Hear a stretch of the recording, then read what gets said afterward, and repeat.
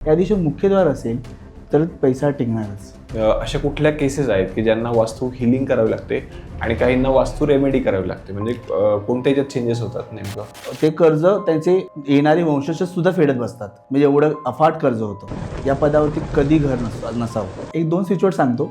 एक कर्जमुक्ती करता आणि एक धनप्राप्ती करता. आणि हा जो आजचा एपिसोड आहे तो कर्जमुक्ती आणि धनप्राप्ती आहे. शेअर मार्केट असू दे किंवा ते आपला अभ्यास पण असू दे, दैनंदिन दिवसाचा अभ्यास मुलांचा, कुठल्याही पण गोष्टीचं डिसिजन व्यवस्थित घ्यायचं असेल तर ईशान्य इंटॅक्ट असावी, ती दोषमुक्त असावी. त्याने आलेला पैसा टिकायला स्थिर व्हायला पाहिजे.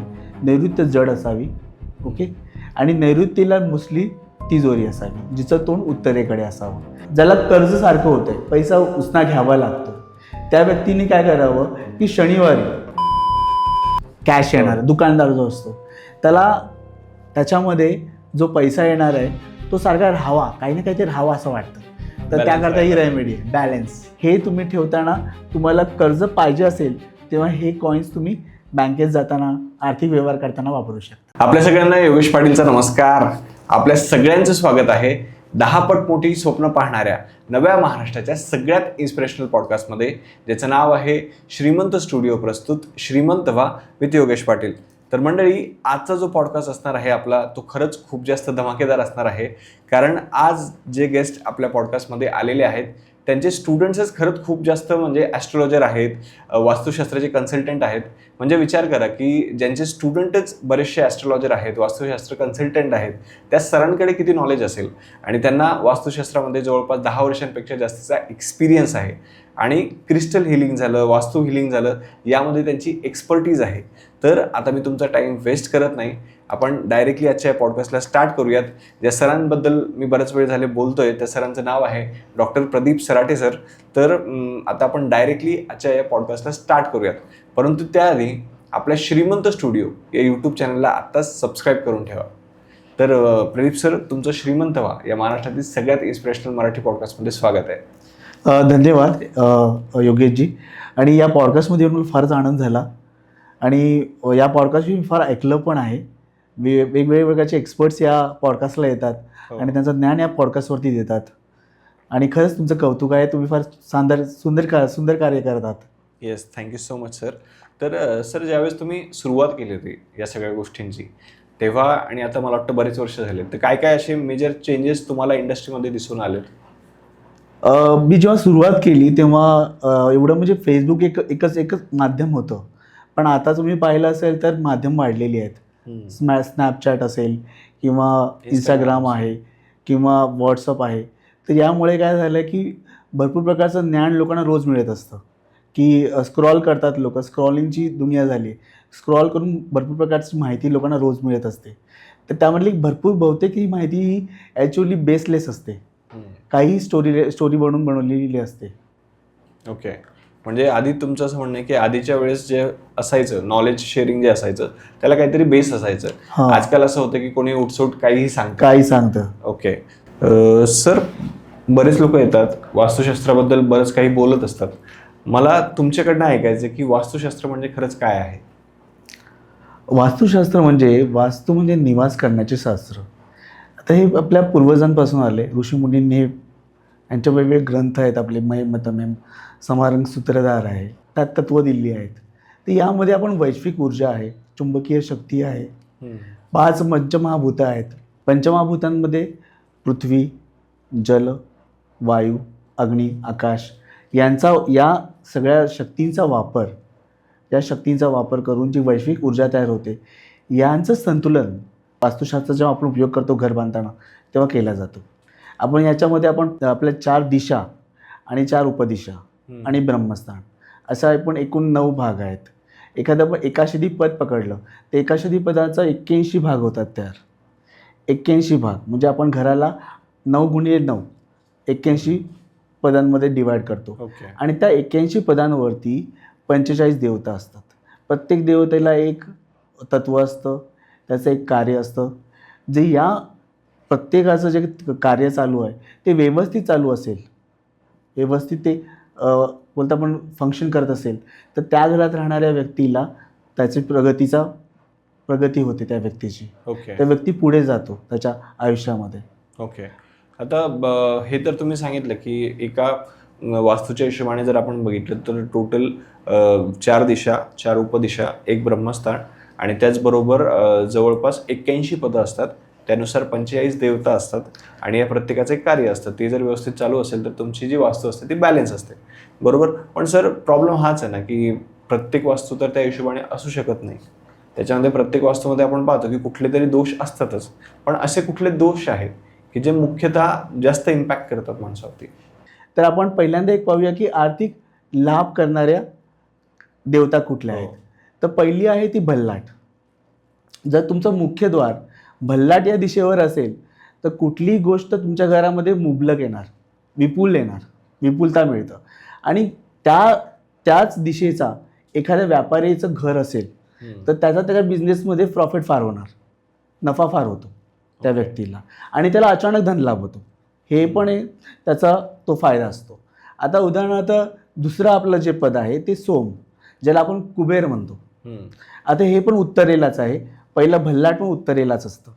आता सोमवरती जेव्हा असतं तेव्हा त्या व्यक्तीला it's like a money attraction, money catching, एक चुंबक असतं. म्हणजे आपण सोम पदावरती एखाद्याचं मुख्यद्वार असेल तर ते पैसा खेचतं. मग एखाद्याचं दुकानाचं प्रवेशद्वार जर सोम पदावर असेल तर त्याचा बिझनेस दिवसेंदिवस वाढतच जातो. ओके. आता पुढचं जे पद आहे ते आहे पुष्पदंत.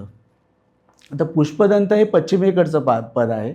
आता ह्याच्यामध्ये जे इम्पॉर्टंट हे आहे की हे पद तुमची इच्छा पूर्ण करतं. आजकाल लोक मॅनिफेस्टेशन म्हणतात. तर मॅनिफेस्टेशन इच्छापूर्ती करणारं जी देवता आहे ती आहे पुष्पदंत. ओके. तर या पदावरती जर कोणाचं घर असेल तर त्या व्यक्तीने काही मॅनिफेस्ट केलं, काही इच्छा परीने त्याच्या इच्छा असतील तर त्या पूर्ण होतात. म्हणजे मला आतापर्यंत कळालं की दरवाजाची जी एंट्री आहे घराची तर ती मला वाटतं भल्लाळ पदावरती, त्याच्यानंतर सोम पदावरती, त्याच्यानंतर पुष्पदंत पदावरती असली पाहिजे. अजून एक आहे आयर्म.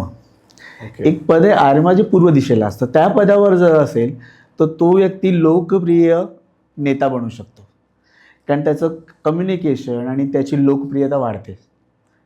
आता ही जी पदं आहेत ही पॉझिटिव्ह पदं, जी आर्थिक लाभ देणारी, लोकप्रियता देणारी. आता आर्थिक हानी देणारी पदं आपण बघूया. ओके. त्यामध्ये जर पहिलं पद आपण जर पाहिलं तर यम, जे दक्षिणेला असतं. यम जे असतं, आता यम म्हणजे दक्षिण. ओके. तर त्यामध्ये व्यक्तीला कर्ज होणं, व्यक्तीला आर्थिक नुकसान होणं हे ठरलेलं असतं या पदावरती. नैऋत्य आपण त्याला ॲक्च्युली राक्षसांची दिशा मानतो. मी आता सांगितलं तिथे निवृत्ती नावाचा राक्षस असतो. तर त्या दिशेला अजून 2 गोष्टी असतात. एक असतं दव्वारिक आणि दुसरा असतो तो सुग्रीव. ही जी 2 पदं असतात ना, ते या पदांवरती जर तुमचं मुख्यद्वार असेल तर त्या व्यक्तीला कर्ज एवढं होतं की ते कर्ज त्यांचे येणारे वंशजसुद्धा फेडत बसतात. एवढं कर्ज होतं, म्हणजे एवढं अफाट कर्ज होतं. या पदावरती कधी घर नसावं.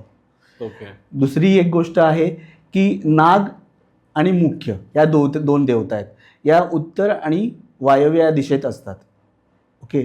तर याच्यावर जे मुख्यद्वार असेल तर अशा व्यक्तींचे शत्रू फार शत्रू असतात आणि छुपे शत्रू पण असतात आणि दिसणारे शत्रू पण असतात. तर असे जे दिसणारे शत्रू असतात हे लोक त्यांना कोर्ट कचेरी किंवा त्यांच्यावरती काहीतरी टोटके कर असे कामं चालू असतात अशा लोकांचे. तर अशा लोकांचं आर्थिक नुकसान फार होतं आणि त्यांचा मॅक्सिमम पैसा कोर्ट कचेरी आणि पोलीस आणि अशा गोष्टीमध्येच जातो. ओके. म्हणजे कायद्याच्या कचाट्यात सापडलेले असतात असे लोक जेव्हा या पदावरती जेव्हा घराचा मुख्यद्वार असेल तेव्हा. पण सर नॉर्मली जे सामान्य माणसं असतात ते एकदम बेसिक गोष्टींचा विचार करतात की काही लोक म्हणतात पूर्वेला दरवाजा असला पाहिजे, पश्चिमेला असलं पाहिजे, किंवा आपण म्हणतो की दक्षिणेला दरवाजा नसला पाहिजे. पण एकदम बेसिक गोष्टींवरती चालतात. पण तुम्ही ज्या काही गोष्टी डिटेलमध्ये सांगितल्या की या पदांवरती आपली एंट्री असली पाहिजे आणि काही पदं तुम्ही सांगितली की तिथं आपली एंट्री नसली पाहिजे. मग आता या गोष्टी सामान्य माणसाला कसं कळतील आणि तुम्ही त्या कशा कॅल्क्युलेट करतात? जेव्हा मी एखादी वास्तू बघतो तेव्हा मी त्याचा लेआउट मला रेडीमेड मिळतो. पण जर लेआउट नसेल तर मी तिथे जाऊन ॲनालिसिस करतो, पूर्ण मेजरमेंट्स घेतो, लेआउट काढतो. त्यानंतर मी माझ्या ऑरा स्कॅनरने एनर्जी चेक करतो, दिशा बघतो, कुठल्या कुठल्या दिशेला काय प्रॉब्लेम्स आहेत, कुठल्या देवता इंटॅक्ट आहेत, कुठल्या देवता डिस्टर्ब झाल्या आहेत. कारण काही वेळा असतं आपल्या घरं आजकालची जी असतात की चौकोनी पूर्ण नसतात, काही साईडला कट्स असतात. हो. तर दिशांचा लोप होतो किंवा त्या देवतेंचा लोप होतो. मग त्या देवतांचा लोप झाला की तिथली शक्ती नसते. मग तिथली शक्ती नसणार तर ते रिझल्ट त्यांना मिळत नाहीत. आता एखाद्या व्यक्तीची समजा कुबेरची दिशा उत्तर आहे, त्या दिशेलाच काही असेल प्रॉब्लेम, कटच असेल किंवा टॉयलेट असेल, तर त्या दिशेचा जो शक्तीचा लोप झाला तर त्याला येणारे पैशाचा जो आवक आहे ती येणारच नाही. पैसा थांबणारच नाही त्या व्यक्तीला. त्या जागी शौचालय आलं म्हणजे सांडपाणी आलं तर त्या व्यक्तीचं कसं आहे, त्या व्यक्तीला सोर्सेस असू शकतात पैशाचे, पण पैसा टिकत नाही त्या व्यक्तीकडे. आपल्याकडे पैशाचे 2 प्रॉब्लेम्स आहेत. एक पैसा न येणं आणि पैसा न टिकणं. ओके. हे मुख्य आहेत. म्हणजे तुमचं असं म्हणणं आहे, थोडंसं आणखी ते एक्सप्लेन करा ना की ते पद तुम्ही कसं कॅल्क्युलेट हां, पदं कशी कॅल्क्युलेट करतो की त्या पदांवरती मी स्टेन्सिल्स अप्लाय करतो. माझे रेडीमेड स्टेन्सिल्स आहेत, मी स्टेन्सिल्स अप्लाय करतो त्या मॅपवरती, दिलेल्या मॅपवरती, आणि त्या प्रकारे मी ॲनालाइज करतो. माझं कंप्लीट ॲनालिसिस व्हायला कमीत कमी 5 दिवस लागतात.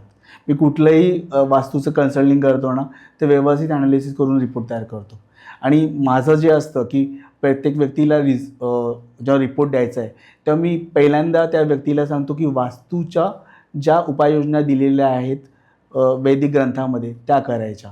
तर त्या जमत नसतील तर मग नेक्स्ट स्टेप असते वास्तू हिलिंग.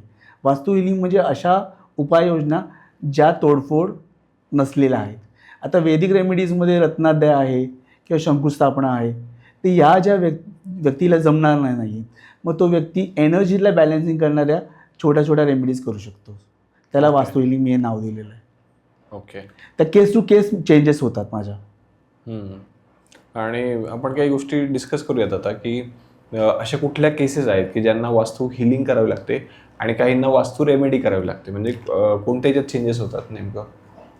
आता वास्तू रेमेडीज आहेत ज्या कराव्या लागतात, तर ज्यांच्यामध्ये ॲक्च्युली मेजर वास्तुदोष असतात, महावास्तुदोष असतात, अशा व्यक्तींना एकतर वास्तू सोडलेली बरी. ओके, मॅक्सिमम वेळा आम्ही सांगतो की वास्तू सोडलेली बरी. कारण समजा तुमच्या ईशान्येमध्येच टॉयलेट आलं आहे, शौचालय आलं आहे, तर अशा व्यक्तींना वास्तू सोडलेली बरी. पण एखाद्या वेळेस त्या व्यक्तीला ते जमणार नसेल तर आम्ही त्यावेळेला त्याला सांगतो की तुम्ही ॲटलिस्ट हे करून घ्या, ही रेमेडी करून घ्या, ॲटलिस्ट त्याचे परिणाम कमी होतील. तर त्यावेळेला वास्तू रेमेडीज आम्ही करतो, वैदिक वास्तू रेमेडीज आम्ही करतो.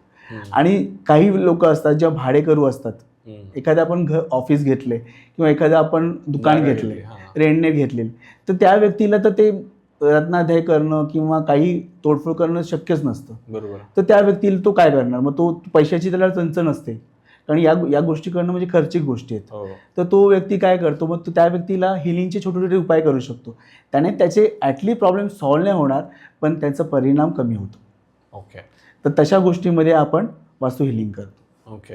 आता मला सांगा की वास्तूच्या हिशोबाने जर आपण पाहायला गेलं तर अशा कुठल्या दिशा असतात किंवा असे कुठले आपण म्हणू शकतो कॉर्नर असतात किंवा काय असतात की जे पैशांशी रिलेटेड असतात आणि त्या गोष्टींची काळजी माणसाने घेतलीच पाहिजे? ओके, जर आपण हे प्रामुख्याने पाहिलं ना, 3 मुख्य दिशा आहेत. पैशांचा आपण विचार केला तर आयुष्यात जर विचार केला तर 3 पूर्ण मुख्य दिशा आहेत. पहिली जी दिशा आहे ती आग्नेय. ओके, आग्नेय दिशा म्हणजे उपजीविकेचं धन देणारी दिशा, आपण त्याला कॅश फ्लो देणारी दिशा असं बोलू शकतो. ओके, दुसरी जर दिशा जर विचार केला तर ती बुद्धी देणारी दिशा म्हणजे ईशान्य. तुमची योग्य डिसिजन, आर्थिक गोष्टीमध्ये निर्णय घेणं आवश्यक असतं, कुठला पण असू दे, शेअर मार्केट असू दे किंवा ते आपला अभ्यास पण असू दे, दैनंदिन दिवसाचा अभ्यास मुलांचा, कुठल्याही पण गोष्टीचं डिसिजन व्यवस्थित घ्यायचं असेल तर ईशान्य इंटॅक्ट असावी, ती दोषमुक्त असावी. तर ही बुद्धी आणि काय बोलतो आपण त्याला वस्तू बुद्धी चातुर्य देणारी दिशा म्हणजे ईशान्य. ओके, म्हणजे आर्थिक निर्णय तुम्ही चुकत नाहीत. आता तिसरी जी दिशा आहे जी मुख्य बोलायची आहे ती म्हणजे कुबेराची दिशा, ज्याला आपण सोम म्हणतो. ती दिशा म्हणजे उत्तर दिशा. ही आहे धनसंचय दिशा. इथे पैसा आला की टिकतोच. या दिशेवर जर मुख्य द्वार, मगाशी सांगितलं मी, या दिशेवर मुख्य द्वार असेल तर पैसा टिकणारच. असं असतं. टिकणारच तर नाही. या गोष्टी धनकोण इम्पॉर्टंट आहे. तुमच्या घरातला उत्तर दिशाचा धनकोण इम्पॉर्टंट आहे. तो जर इंटॅक्ट असेल, तिथे जलस्तोत्र असेल तर फारच चांगलं. म्हणून काही लोक आजकाल पाहिलं असेल की उत्तर दिशेला लोक फाउंटन ठेवतात. ओके, तर ते एक गोष्टीने त्यांच्या घरात येणारा जो म्हणजे पैसा जो असतो तो जास्तीत जास्त साठला जातो. पैशाची आवक पण जास्त होते. ओके, म्हणजे 3 दिशा आपल्या घरातील महत्त्वाच्या आहेत. सगळ्यात महत्त्वाच्या पहिली आहेत. म्हणजे आग्नेय दिशा, त्याच्यानंतर ईशान्य दिशा आणि उत्तर दिशा असं आपण म्हणू शकतो. ह्याला जोडून एक सांगेन मी की याच्याबरोबरच नैऋत्य दिशा, कारण आलेला पैसा टिकायला स्थिर व्हायला पाहिजे. नैऋत्य जड असावी. ओके, आणि नैऋत्येला मुसली तिजोरी असावी जिचं तोंड उत्तरेकडे असावं. तर ही एक गोष्ट ॲडिशनल आहे की या 4 गोष्टी इम्पॉर्टंट आहेत लाईफमध्ये. म्हणजे तुमचा आलेला पैसा स्थिर एका जागी राहिला पाहिजे आणि तो बघताना, तो पैसा पण बघताना त्याने उत्तरेकडे बघितला पाहिजे आणि उत्तरेकडून पैसा येतच राहिला पाहिजे. ओके ओके, तर आता आपण काही मिस्टेक्स पण आता याच्यासोबतच बोलूया. जसं की तुम्ही सांगितलं की या 4 दिशांना आपल्याला लक्ष द्यायचंच आहे की ज्याने आपल्या पैशामध्ये वृद्धी होणार आहे. पण अशा कुठल्या चुका आहेत की ज्या लोक नॉर्मली करत असतात की ज्याने येणारा पैसा जो असतो तो रोखला जातो? आता लोकांना दैनंदिन जीवनात काय काय चुका होतात. म्हणजे काय होतं माहिती, पहिली गोष्ट म्हणजे लोक न्यू स्किल्स शिकत नाहीत. ॲक्च्युली पहिली गोष्ट म्हणजे आयुष्यात काय काय करावं हे सांगतो मी. काय काय करावं, ॲक्च्युली न्यू स्किल्स शिकाव्यात. पहिली गोष्ट न्यू स्किल्स शिकाव्यात. जसं जग आहे तशा नवीन नवीन पद्धती शिकाव्यात. त्या आपल्या परीने वापराव्यात. आणि एक गोष्ट अशी की घरामध्ये जुनाट गोष्टी ठेवू नयेत. क्लटर ही गोष्ट मला वापरता येईल हे जे वाक्य असतं, हे वाक्य आपण लक्षात ठेवून प्रत्येक गोष्ट ठेवत जातो. नवीन घेतो आणि जुनं पण ठेवतो. त्यामुळे ते क्लटर जमा होतं आणि त्या क्लटरबरोबर धूळ, कचरा या गोष्टी जमा झालेल्या असतात आणि त्यामुळे निगेटिव्ह एनर्जी वाढते घरातली आणि ती कधी साफ केली जात नाही, स्वच्छ केली जाते. बंद पडलेली इन्स्ट्रुमेंट्स, घड्याळ असतील, मोबाईल असेल, काही असेल कुठलं पण, त्या गोष्टींना योग्य वेळी उपयोगात आणलं पाहिजे किंवा कोणाला ते देऊन टाकलं पाहिजे. ओके, योग्य व्यक्तीला, गरजू व्यक्तीला. सगळ्यात महत्त्वाची गोष्ट हीच आहे की घरामध्ये कचरा नाही अडगळीच्या वस्तू नसाव्यात. नसाव्यात. कारण त्या जर असल्या तर मग त्याने निगेटिव्हिटी तयार होते आणि आपण म्हणतो ना की येणारा जो पैसा असतो तो रोखला जातो. तर सर मला असं वाटतं की आता प्रॉब्लेम्सबद्दल तर आपण डिस्कस केलेलं आहे. आता आपण थोडंसं रेमेडीजबद्दल डिस्कस करूयात की ज्या लोकांना घरामध्ये काही प्रॉब्लेम्स असतील किंवा वास्तुदोष असेल तर त्यांना आपण काय काय रेमेडीज देऊ शकतो. तर लोकांना एक प्रश्न असा असतो की पैशाची चणचण, पैसा कसा येणार. बरोबर. तर या पैशाची चणचण करता व्यक्तीला उपाय हवे असतात. आता उपाय हवे असतात तर काही लोक आध्यात्मिक असतात, तर त्यांच्याकरता मी आध्यात्मिक उपाय सांगतो काही. आता मंत्र, तंत्र आणि यंत्र तिन्हीमध्ये एक एक उपाय मी सांगणार आहे. धनप्राप्तीकरता लक्ष्मीचा मंत्र म्हणजे ओम महालक्ष्मी नमः. सगळ्यात सोपा मंत्र ओम महालक्ष्मी नमः.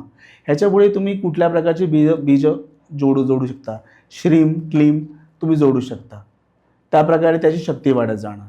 ओके, तर ओम श्रीम महालक्ष्मी नमः, ओम क्लीम महालक्ष्मी नमः आपण हे मंत्र म्हणू शकता. आणि हे जे मंत्र आहेत त्याचे काही नियम वगैरे आहेत का किंवा काय? तुम्ही मंत्र म्हणताना पूर्वेकडे, उत्तरेकडे दिशा करून एका ध्यानास्थ बसून करू शकता हे मंत्र. आता याच्याबरोबर यंत्र जी आहेत ती यंत्र आहेत. एक यंत्र आहे श्रीयंत्र, ज्याला यंत्राचा राजा म्हणतात. त्याच्याकरता आपण श्रीम हा शब्द दिवसातून 108 वेळा बोलू शकता तुम्ही. श्रीम. हां. आणि एक आहे कुबेर यंत्र. कुबेर यंत्रासाठी एक बीजाक्षर आहे, ते आहे कम कुम कुम कुम. ओके, तर हे फार प्रभावी आहे. हे कुबेर जेव्हा उपासना करतो धनसंचय, पैसा जास्त जमा होण्याकरता, तर हे वापरू शकता. ओके, तर आणि एक तंत्र विद्येमध्ये दोन उपाय सांगतो मी की ज्याला कर्ज सारखं होत आहे, पैसा उसना घ्यावा लागतोय, त्या व्यक्तीने काय करावं की शनिवारी मोहरी थोडी घ्यावी, एक चमचाभर मोहरी घ्यावी आणि 2-3 कोळशाचे तुकडे घ्यावेत. एक काळ्या कपड्यात बांधायचे कोणत्याही शनिवारी आणि वाहत्या पाण्यात सोडून द्यायचे. ओके, ह्याच्यामध्ये कुठलाही मंत्र यंत्र काही करायचं नाही. हे शनिवारी करायचं आहे. हा उपाय करू शकता कर्ज मुक्त होण्याकरता. आता धनसंचय होण्याकरता एक सांगतो उपाय छोटा. आता गुरुपुष्यामृत या महिन्यात अजून एकदा येणार आहे, तर पुष्य नक्षत्र असणार आहे. तर पुष्य नक्षत्रावर हा उपाय करू शकता. तर हातात जोडी येते आणि सभेत गुंजा येतात. तर हा काही करायचं नाही, ह्याची पंचोपचार पूजा करायची. हा सात्विक उपाय आहे. तर ह्याची पूजा करायची आणि तिजोरीमध्ये लाल कपड्यात बांधून ठेवून द्यायचं. ओके. आणि जेव्हाही पुष्य नक्षत्र येईल किंवा आपले 3:30 मुहूर्त वगैरे येतील तेव्हा बाहेर काढून लक्ष्मीची आपण पूजा कशी करतो तशीच पूजा यांची पण करायची. नक्की तुमच्या तिजोरीमधला धनसंचय वाढणार, धनप्राप्ती वाढणार. ओके. तर तुम्ही 3 बीज मंत्र सांगितलेत. सगळ्यात पहिले तर श्रीम श्रीम श्रीम, त्याच्यानंतर धम एक सांगितलेलं आहे, त्याच्यानंतर कम कुम कुम, हां बरोबर, कुबेराचा एक मंत्र सांगितलेला आहे, आणि त्याच्याबरोबर तुम्ही 2 उपाय सांगितलेले आहे. सगळ्यात पहिला उपाय जो आहे की जर एखाद्यावरती जर कर्ज होत असेल सारखं, मोहरी आणि काळा कोळसा एका याच्यात बांधायचा आहे आणि तो शनिवारी वाहत्या पाण्यात सोडून द्यायचा आहे. आणि दुसरा जो उपाय तुम्ही धनप्राप्ती सांगितलेला आहे तो म्हणजे धनप्राप्तीसाठी जो सोपा उपाय, एकदम सोपा उपाय म्हणजे पुष्य नक्षत्र येतं. आता या महिन्यामध्ये गुरुपुष्यामृत आहे. हो. तर तो गुरुपुष्यामृतचा जो मुहूर्त आहे त्या दिवशी व्यक्तीने काय करायचं तर सफेद गुंजा घ्यायची किंवा हाताजोडी घ्यायची, लाल कपड्यात बांधायची, पूर्ण बांधून घ्यायचं, देवाऱ्यात उत्तर दिशेला ठेवायचं, व्यवस्थित त्याची पंचोपचार पूजा करायची आणि नंतर आपल्या तिजोरीत ठेवून द्यायची. ओके. आणि जेव्हाही पौर्णिमा येईल, शुक्रवार येईल, त्याची पूजा करा. ओके. तर तुमच्याकडे जो फ्लो ऑफ पैशाचा जो फ्लो आहे तो वाढणार आहे. ओके. याच्यामुळे.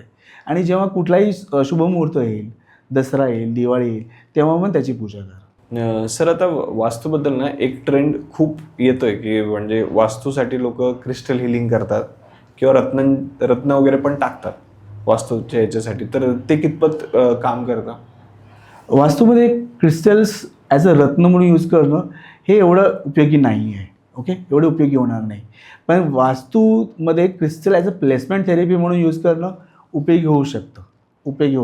उदाहरणार्थ एखादा व्यक्ती डिसिजन मेकिंग करतोय, तर त्याकरता इम्पॉर्टंट आहे धैर्य. बरोबर. धैर्य पाहिजे त्या व्यक्तीला. तर धैर्य देणारा खडा कुठला तर टायगर आहे. ओके.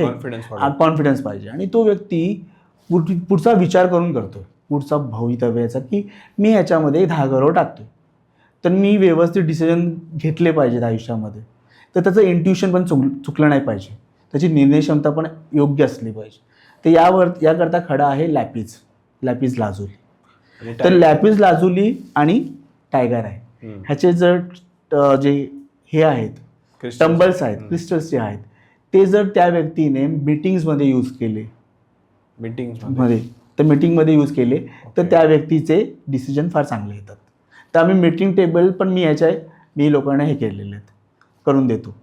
मी हे क्रिस्टल हिलिंग तुम्ही मीटिंग्स करता, ऑफिसेस करता पण डिझाईन करू शकता की त्या प्रकारचं डिसिजन मेकिंग पण तुमचं चांगलं येतं. आता सर, हे तर झालं समजा की एखाद्याला समजा कोणाची तरी बिझनेस करतोय कोणीतरी की ज्याला त्याच्या बिझनेसमध्ये बोलताना कॉन्फिडन्स असला पाहिजे, तर त्यांच्यासाठी तुम्ही सांगितलं की टायगर आहे आणि लॅपिस लाजुली त्यांच्या काउंटर टेबलवरती, मीटिंग टेबलवरती आपण ठेवू शकतो. म्हणजे सामान्य लोक आहेत, त्यांच्यासाठी तुम्ही आणखी काय रेमेडीज सांगाल? त्यांच्याकडे सर्वसामान्य रेमेडीज म्हणजे प्रवेशद्वार. आता प्रवेशद्वारमध्ये बॅड एनर्जी आत येऊ नये म्हणून, तर आत येऊ नये म्हणून एक रेमेडी यूज केली जातात, ब्लॅक टुर्मलिनचे पेन्सिल्स. ओके. ह्याच्याकडे पेन्सिल जे आहेत त्याचे ॲरोज असे असले पाहिजेत. ओके. म्हणजे तुमची चौकट बाहेरची जी आहे, दरवाजा नाही चौकट, इथे एक असला पाहिजे, इथे एक असला पाहिजे. ओके. म्हणजे ॲरो जो असलो ना तो ॲरो खालच्या साईडला मध्येवत असा असला पाहिजे. आणि खालचे जे असतील ना ते असे असतील, खाली जे चौकटीला असतील ते असे असतील.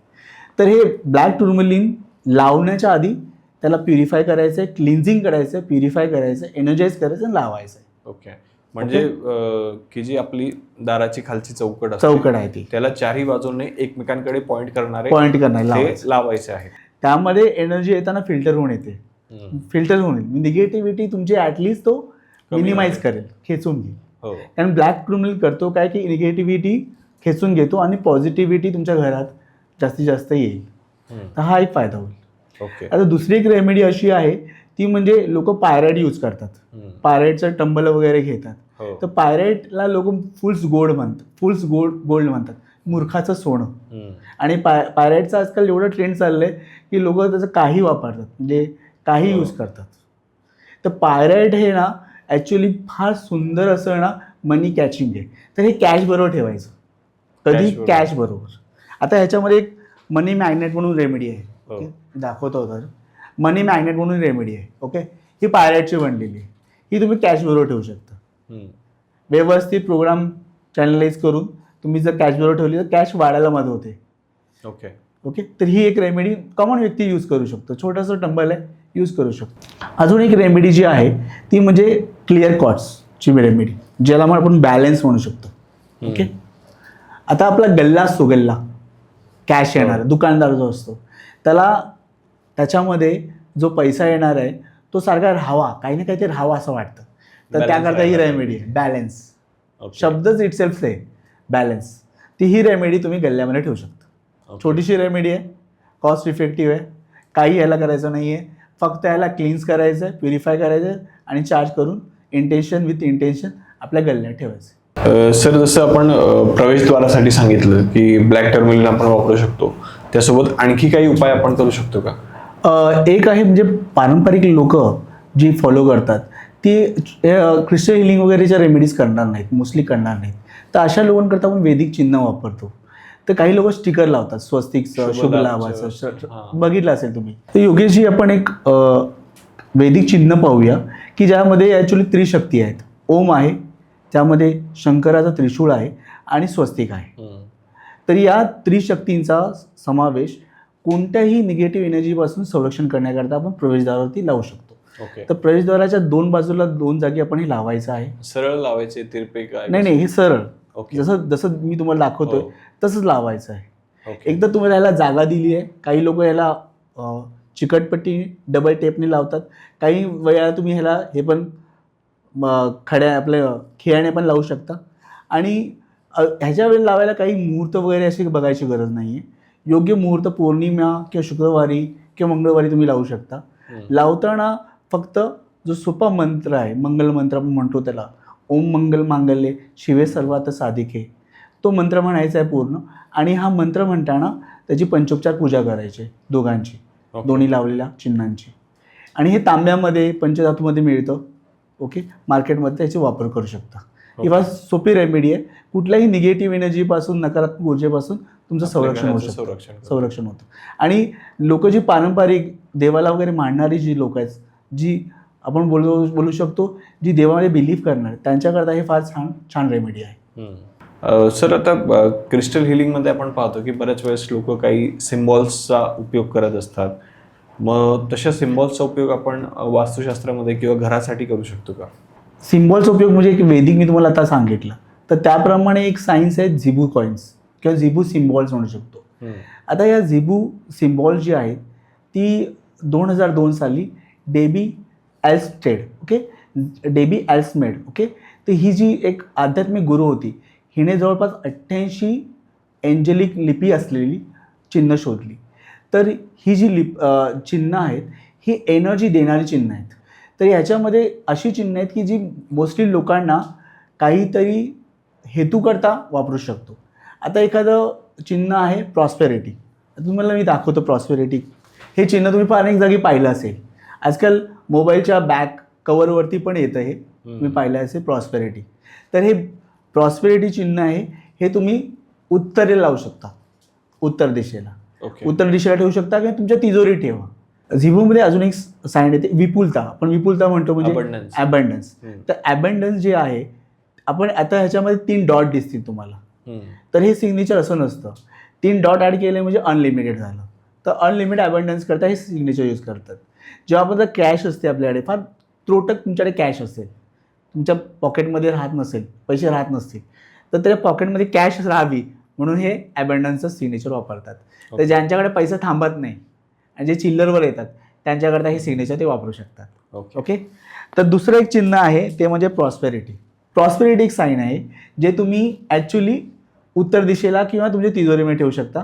तुमच्या कुठल्याही प्रकारच्या जमीन जुमल्यांच्या कागदपत्रांबरोबर. हे तुम्ही कर्जाच्या कागदपत्रांवर ठेवू नका, ते वाढेल. ओके, तर हे तुमची गोष्ट तुम्हाला वाढवायची आहे, प्रॉस्पर करायचे प्रॉस्पर करायचे त्याच्यावर त्यांच्यासोबत. ठेवायचे ओके. त्याच्यावर ठेवायचे. ओके. दुसरं एक चिन्ह आहे ते आहे हे, ह्याला राकुणा म्हणतात.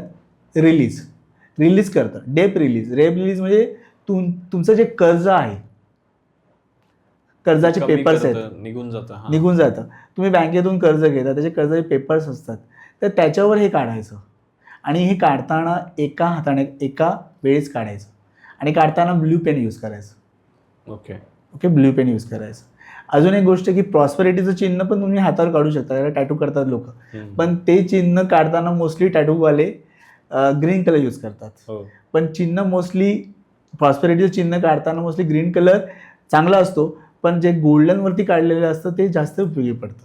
तर हे राकुणा आपण म्हणू शकतो याला की हे चिन्ह जे आहे रिलीज करतं. कुठल्याही प्रकारचं मानसिक तणाव जरी असेल ना, तर हे तुम्ही झोपेला उशीखाली ठेवलं ना तरी तुम्हाला हे फायदेशीर ठरतं. हा याचा अजून एक उपयोग चांगला करू शकतो राकुणा. तुम्हाला माहिती आहे 8 नंबर जो आहे 8 नंबर आहे. ओके, तो यूज करू शकतो आपण. आणि तो नंबर जो आहे त्यामध्ये 8 टाइम्स 8 हा नंबर जो एंजल नंबर आहे हा अबंडन्स देणारा नंबर आहे. ओके. अजून एक गोष्ट सांगतो तुम्हाला, एक फार मस्त मजा सांगतो, म्हणजे फार आवडेल सगळ्या लोकांना. म्हणजे ही मास्टर रेमेडी असेल सगळ्यांकरता, की काय करायचं जे त्यांना फार प्रॉब्लेम्स आहेत फायनान्शियली, त्यांनी रोज असं फक्त त्यांना करायचं आहे 5 दिवस. करायचं किती? 5 दिवस. आणि सुरुवात करताना मंगळवारी सुरुवात करा आणि शनिवारी एंड करू शकता. करायचं असं आहे की हा जो नंबर आहे मी आज स्क्रीनवरती दाखवतोय हा 8 टाइम्स 8 जो नंबर आहे अबंडन्सचा हा 50 टाइम्स बोलायचा आणि लिहून काढायचा. ओके. आणि कसं बोलायचं? बोलताना सिंगल डिजिट बोलायचं. 8 असं प्रकारे बोलायचं सिंगल डिजिट. आणि हा चॅन्टिंग करताना 1 चॅन्ट 2 चॅन्ट असं करताना 55 टाइम्स चॅन्ट व्हायला पाहिजे आणि 55 टाइम्स रायटिंग पण झाला पाहिजे. ओके. बघा मॅक्सिमम वेळा तुमच्या ज्या कामना होत नाही आहेत, इच्छा पूर्ण होत नाही आहेत, किंवा जी गोष्ट तुम्हाला कमी पडते ती गोष्टीची तुमची पूर्तता सुरू होईल. तर हा नंबर अबंडन्सचा हा फार छान काम करतो. ओके. तर म्हणजे अबंडन्सचा जो नंबर आहे 8 तो 8 वेळा असतो. तो तुम्ही तो कॉइन यूज करू शकतात, किंवा तुम्ही जसं सांगितलं की 5 दिवस आपण ते लिहू शकतो कागदावरती, की आणि लिहित असताना आपल्याला ते बोलायचे पण आहेत. जसं की 8 वेळा आपल्याला 8 लिहायचं आहे, तर मग 8 असं 8 वेळा लिहायचं आणि सलग असं 55 वेळेस करायचंय. बरोबर? 55 वेळेस आणि 5 दिवस करायचं. ओके. नेक्स्ट. अजून एक ही जर आली मास्टर ट्रिक मॅनिफेस्टेशन आणि अफर्मेशनची. अजून एक गोष्ट अशी आहे की ह्या गोष्टी करताना तुम्हाला तुमच्या मनात त्याच्यावरती विश्वास हवा, श्रद्धा हवी. मी ही पॉझिटिव्हली करतोय, त्याच्याविषयी निगेटिव्ह भावना नाही पाहिजे, पॉझिटिव्ह त्याची विश्वास हवा, तर ती गोष्ट फलित होणार आहे. अजून एक गोष्ट आहे की वेगवेगळे नंबर्स आहेत. म्हणजे त्या नंबर्समध्ये आपण एक नंबर घेऊया 520. ओके. एक नंबर आहे 741 आणि एक नंबर आहे तो 808. ओके. हे 3 नंबर्स आहेत. आता हे तिन्ही नंबर आहेत ना, हे तिन्ही नंबर मनी अट्रॅक्शन करता यूज केले जातात. मनी अट्रॅक्शन करता. आता ह्याच्यामधला जो 520 जो नंबर आहे हा अचानक धनलाभ करताना वापरता येतो, मनी अट्रॅक्शन करताना वापरता येतो आणि कर्जमुक्ती करताना वापरता येतो. Same thing about the all 3 numbers. तर हे झिबू कॉइन्स पुढे ठेवू शकता, पैशाबरोबर ठेवू शकता आणि कर्जाच्या पेपरबरोबर ठेवू शकता. ओके. म्हणजे ॲक्च्युली हे ठेवला ना, ॲक्च्युली त्याची मुक्तता पण होणार आहे. तर हे ठेवू शकता तुम्ही, पण मॅक्सिमम वेळा रिलीज सिम्बॉलच ठेवा कर्जाच्या ह्याच्याबरोबर. हे तुम्ही ठेवताना तुम्हाला कर्ज पाहिजे असेल तेव्हा हे कॉइन्स तुम्ही बँकेत जाताना आर्थिक व्यवहार करताना वापरू शकता. ओके. डीलिंग करताना कुठल्या प्रकारचं. तर हा एक मास्टर स्ट्रोक आहे, हा पण तुम्ही वापरू शकता झिबू कॉइन. हो. आणि मला असं वाटतं की आजकाल बरेच लोक वापरत असतात तो झिबू कॉइन. ह्याचे की चेन्स निघाले. हो, की चेन्स निघाले. पण ते हे जे गोष्टी आहेत, झिबू कॉइन्स आहेत, क्रिस्टल्स आहेत, कुठलंही यंत्र आहे, मंत्र आहे, हे कुठल्याही इंटेन्शनशिवाय जर वापरले, हेतूशिवाय वापरले तर काही फायदा होणार नाही. प्रत्येक गोष्टीचा काहीतरी हेतू असतो. आज इथे मी पॉडकास्ट देतोय तर लोकांपर्यंत माझं काही नॉलेज जे काही थोडंफार आहे ते लोकांपर्यंत जाण्याकरता मी ते करतोय. तर प्रत्येक गोष्टीमध्ये काहीतरी हेतू, काहीतरी हे पाहिजे, इंटेन्शन पाहिजे, एम पाहिजे. त्याशिवाय काही फायदा नाही. आणि ज्यांना कुणाला तुमच्याशी कॉन्टॅक्ट करायचं असेल तर त्यासाठी आपण तुमच्या जे काही लिंक्स असतील त्या डिस्क्रिप्शनमध्ये आणि कमेंट बॉक्समध्ये टाकून देऊ, म्हणजे डायरेक्टली लोक तुम्हाला कॉन्टॅक्ट करू शकतील. योगेशजी, थँक्स व्हेरी मच ही संधी मला दिलीत. फारच छान वाटलं श्रीमंत पॉडकास्टमध्ये येऊन, आणि एक बरं वाटलं की लोकांना ऋणमुक्ती आणि धनप्राप्ती ह्याचे मी जे उपाय दिलेले आहेत त्या मी श्रीमंतीच्याच पॉडकास्टवर सांगितलं. येस. म्हणजे लोक नक्कीच श्रीमंत होतील. येस, आणि यासोबत आणि अजून एक मी रिक्वेस्ट करेन की ज्यांना ॲक्च्युली पारंपरिक गोष्टींपेक्षा वेगळ्या हिलिंगच्या रेमेडीज करायच्या आहेत घरामध्ये, तर त्या लोकांनी माझ्याकडे विशेष संपर्क साधावा. नक्की मी त्यांना फायदेशीर ठरेन आणि त्यांना जास्तीत जास्त या रेमेडीजचा उपयोग कसा होईल हे मी इंडिव्हिज्युअली सांगू शकतो. म्हणजे काही लोकांना आरोग्य समस्या असतील, काही लोकांना बाकीच्या समस्या ज्या असतील लाईफमध्ये, तर त्याविषयी मी हिलिंगचा प्रयोग करतो आणि त्याचा फायदा होतो लोकांना. ओके, तर त्यासाठी ते पर्सनल कन्सल्टेशनसाठी तुम्हाला कॉन्टॅक्ट करू शकतील नक्कीच. आणि मी अपेक्षा करतो की हा जो पॉडकास्ट आहे तो लोकांना खूप आवडेल आणि आपण पुन्हा एकदा एका नवीन विषयावरती परत भेटूयात. Thank you so much. चालेल, थँक्यू योगेशजी, थँक्स. तर मंडळी, जर तुम्ही अजूनही हा पॉडकास्ट पाहत असाल तर ऑब्व्हियसली हा व्हिडिओ तुम्हाला आवडलेला आहे, म्हणून आत्ताच या व्हिडिओला लाईक करा. आणि जे काही तुमचे जवळचे व्यक्ती असतील, तुम्हाला असं वाटत असेल की त्यांनी कर्जापासून त्यांची मुक्तता व्हावी आणि त्यांच्या आयुष्यात पैसा अट्रॅक्ट व्हावा, तर त्या प्रत्येक व्यक्तीसोबत तुम्ही हा पॉडकास्ट शेअर करू शकतात. कारण सरांनी खूप छान आणि सुंदर छोट्या छोट्या काही रेमेडीज सांगितलेल्या आहेत की ज्या प्रत्येक व्यक्ती आपल्या डेली टू डे लाईफमध्ये इम्प्लिमेंट नक्कीच करू शकतो आणि त्यातून त्याचा फायदाच होणार आहे, नुकसान तर कुठलं होणार नाही आहे. आणि जर तुम्हाला सराटे सरांसोबत, प्रदीप सरांसोबत जर पर्सनल कन्सल्टेशन हवं असेल, काही गोष्टी तुम्हाला डिस्कस करायच्या असतील, तर त्यासाठी मी त्यांचा कॉन्टॅक्ट नंबर्स डिस्क्रिप्शनमध्ये आणि कमेंट बॉक्समध्ये पिन करून टाकेल. तुम्ही डायरेक्टली त्यांना कॉन्टॅक्ट करू शकतात. आणि अपेक्षा आहे की या पॉडकास्टला तुम्ही जास्तीत जास्त लोकांसोबत शेअर कराल, ज्याने याचे व्ह्यूज वाढतील आणि आपण सरांना पुन्हा एकदा या शोमध्ये इन्व्हाइट करू शकतो. तर थँक्यू सो मच. पुन्हा एकदा भेटूया या स्टुडिओमध्ये. थँक्यू.